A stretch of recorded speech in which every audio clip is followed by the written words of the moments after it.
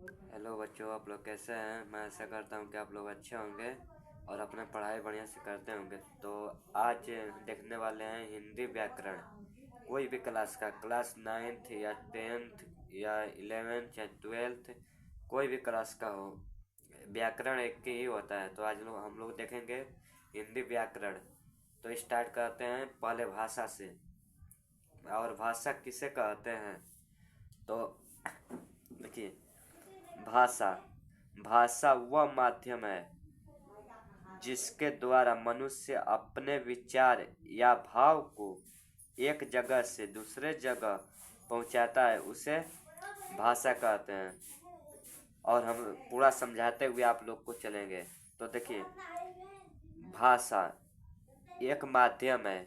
मतलब कि जब हम बोलते हैं तो किसी दूसरे को बोलते हैं तो सुनाई देता है। तो भाषा वह माध्यम है जिसके द्वारा मनुष्य अपने विचार को या भाव को एक जगह से दूसरी जगह पहुंचाता है। मतलब जो बोलता है तो वो दूसरे के अपेक्षा वो दूसरों के हित में पहुंचाता है, तो उसे हम लोग भाषा कहते हैं। अब देखेंगे भाषा के प्रकार। भाषा कितने प्रकार का होता है? तो चलिए, भाषा के 3 प्रकार होते हैं।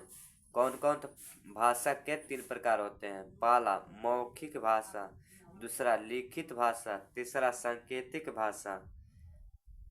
तो अब बातें आती है कि मौखिक भाषा किसे कहते हैं। तो मौखिक भाषा वैसा भाषा जिसे बोल कर प्रकट करते हैं। क्या कहते हैं? बोल कर। जैसे हम बोल रहे हैं तो कौन सा भाषा हो गया? मौखिक भाषा, जिसे हम बोल कर प्रकट करते हैं। और लिखित भाषा जिससे हम लोग लिख कर प्रकट किया जाता है, उसे लिखित भाषा कहते हैं। जैसे हम अपने नोट्स पर लिखे हैं तो लिख कहते हैं लिखित भाषा। और सांकेतिक भाषा जो इशारे से जैसे हम कह रहे हैं कि इशारा कर रहे हैं ना, तो वही होता है सांकेतिक भाषा। जिससे हमें संकेत या इशारा द्वारा प्रकट किया जाता है, उसे सांकेतिक भाषा कहते हैं। चलिए, अब आता है मातृभाषा। मातृभाषा किससे कहते हैं? एकदम 1 शॉर्ट क्लास होने वाला है। मातृभाषा जो भाषा हम अपने माँ या परिवार से सीखते हैं, उसे मातृभाषा कहते हैं। आपके एग्जाम में आ जाएगा कि तने जो भाषा अपने परिवार से सीखते हैं या माँ से सीखते हैं, वो कौन सा भाषा कहलाता है? तो आप लोग टिक मारिएगा मातृभाषा। बोली बोली किसे कहते हैं? तो स्थानीय भाषा को बोली कहते हैं। तो चलिए, अब हम लोग देखेंगे पूरा संपूर्ण एकदम हिंदी का निचोड़, हिंदी व्याकरण का। तो ऐसा कर लेते हैं इस तरह। हाँ, अब चलिए, अब सही दिखाई दे रहा है ना? हाँ। अब बात आती है राजभाषा किसे कहते हैं। तो राजभाषा सरकारी कामकाज की भाषा को राजभाषा कहते हैं। जो मतलब सरकारी काम होता है, जो कागज पत्र का लेन देन होता है उससे हम लोग राजभाषा कहते हैं। और राष्ट्रीय भाषा किसे कहते हैं? तो किसी देश में सबसे अधिक बोली जाने वाली भाषा को राष्ट्रीय भाषा कहते हैं। हमारे देश में कौन सा बोली बोला जाता है सबसे ज़्यादा? बिहार में। तो बिहार में हिंदी बोला जाता है सबसे ज़्यादा। तो ये अभी राष्ट्रीय भाषा नहीं, हिंदी को कहा गया है। तो चलिए, हम लोग अपवाद में देख लेते हैं। भारत में सबसे अधिक हिंदी भाषा बोली जाती है, परंतु हिंदी हमारी राष्ट्रभाषा नहीं है। आपके एग्जाम में आ जाएगा कि कौन राष्ट्रभाषा नहीं है। तो अगर हिंदी रहेगा तो हिंदी मार दीजिएगा कि हिंदी राष्ट्रभाषा नहीं है। अब दूसरा,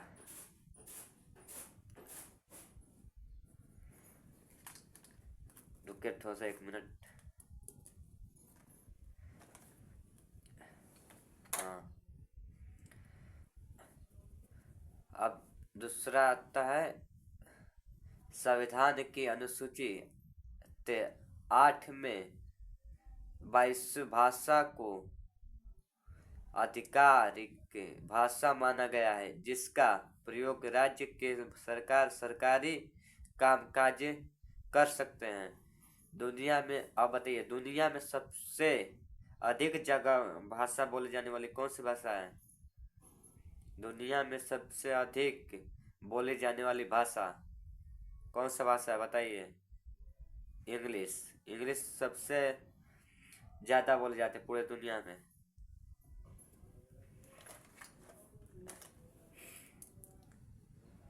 और दुनिया में सबसे भाषा अधिक लोग कौन भाषा बोलते हैं? तो चाइनीज भाषा सबसे अधिक लोग बोलते हैं। चलिए अब हम देखेंगे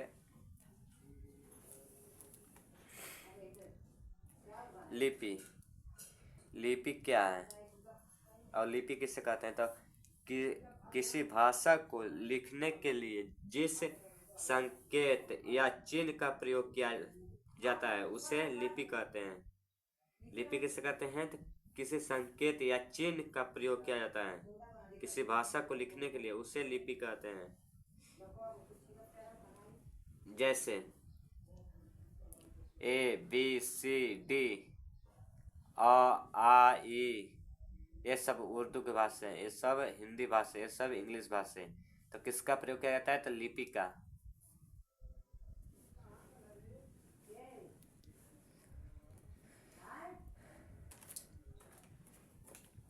अब हम लोग देखेंगे किस किस भाषा को किस लिपि में किया गया, लिखा गया है। ये बहुत वीवीआई क्वेश्चन है जो आपके एग्जाम में 1 से 2 नंबर का आ जाता है। तो इधर लिख दीजिए भाषा, इधर लिख दीजिए आप लोग लिपि। और हमारे संग जैसे हम फेयर बनाए हैं वैसे आप लोग फेयर बनाते चलिएगा। तो हिंदी भाषा को किस लिपि में लिखा गया है? तो देवनागरी। और संस्कृत भाषा को देवनागरी लिपि में लिखा गया, और नेपाली भाषा को देवनागरी लिपि में। अंग्रेजी भाषा को किस लिपि में लिखा गया है? तो रोमन लिपि में। उर्दू भाषा को किस लिपि में लिखा गया है? तो फारसी लिपि में। और पंजाबी भाषा को किस लिपि में लिखा गया है? तो गुरुमुखी लिपि में। अब बात है, देखो सबसे पुरानी लिपि कौन सी है? तो ब्राह्मी लिपि। अब यहाँ से स्टार्ट होता है, वो सब बेसिक था जो आपको याद रखना बहुत जरूरी है। वहाँ से भी आप लोग के एग्जाम में 3 से 4 नंबर के क्वेश्चन बन जाते हैं। अब यहाँ से चालू होता है व्याकरण।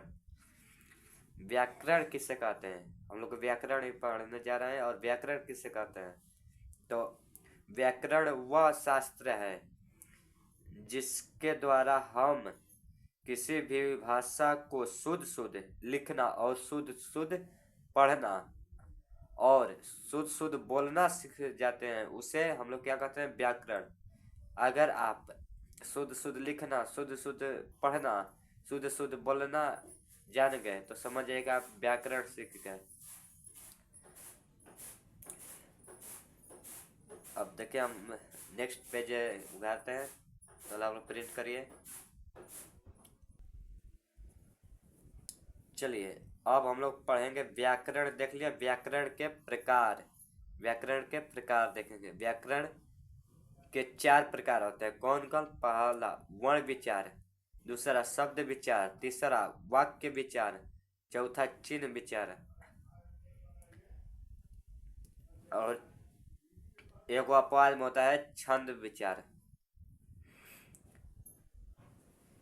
तो आप लोग का क्लास यहीं तक रहा, और अभी क्लास खत्म नहीं हुआ, आप टेस्ट देंगे और हम देखेंगे कि आप लोग कितना तो बढ़िया से पढ़ रहे थे कि नहीं पढ़ रहे थे। तो चलिए आप लोग टेस्ट देने के लिए तैयार हो जाइए। चलिए अब हम आपको मूड दे देते हैं। अब बताइए भाषा के कितने प्रकार होते हैं? तो भाषा के 3 प्रकार होते हैं, बताए थे हम। मौखिक भाषा, लिखित भाषा, सांकेतिक भाषा। अब दूसरा, हिंदी किस भाषा का शब्द अरे किस भाषा का शब्द है? तो फारसी भाषा का। अब बताइए तीसरा, हिंदी नाम किस नदी के नाम से रखा गया है या बना है? तो कौन सा नदी है? देख लीजिए यहाँ पर, सिंधु नदी। और आधुनिक हिंदी के पिता किसे कहा गया? तो भारतेंदु हरिश्चंद्र को। और हिंदी दिवस कब मनाया जाता है? तो 4 सितंबर को। किस वर्ष हिंदी को राजभाषा माना गया? तो 1949 ईस्वी को। 8वीं अनुसूची में कितनी भाषा है? तो 22। तो चलिए अब यहीं तक, मिलते हैं नेक्स्ट क्लास में। देखिए यही क्लास आप लोग बड़े बड़े यूट्यूब पर करते हैं तो 1 घंटा ले कम नहीं लगता, 1 घंटा या 1 घंटा 10 मिनट लग जाता, लेकिन हमारे वन इंडिया क्लासेस चैनल पर आप लोग का तो न, ऐसे मेरा 3-4 चैनल है, तो अभी मैं सोच रहा हूँ किस चैनल पर तो इसको अपलोड करूँ। तो एक चैनल है मेरा वन इंडिया क्लासेस, दूसरा चैनल है KTM क्लासेस, और तीसरा चैनल है कैमूर ऑनलाइन क्लासेस। तो आप लोग तीनों पर कहीं भी मिल जाएगा वीडियो, और तीनों चैनल को मेरे सब्सक्राइब करके रखिएगा, क्योंकि वहाँ पर ऐसा ऐसे भी वीडियो जाता है। तो चलिए मिलते हैं नेक्स्ट क्लास में, धन्यवाद। और कल हम लोग पढ़ेंगे वर्ण। वर्ण देखिए कितना बढ़िया से इसका फेयर बनाया है, वर्ण यही पढ़ाएंगे कल।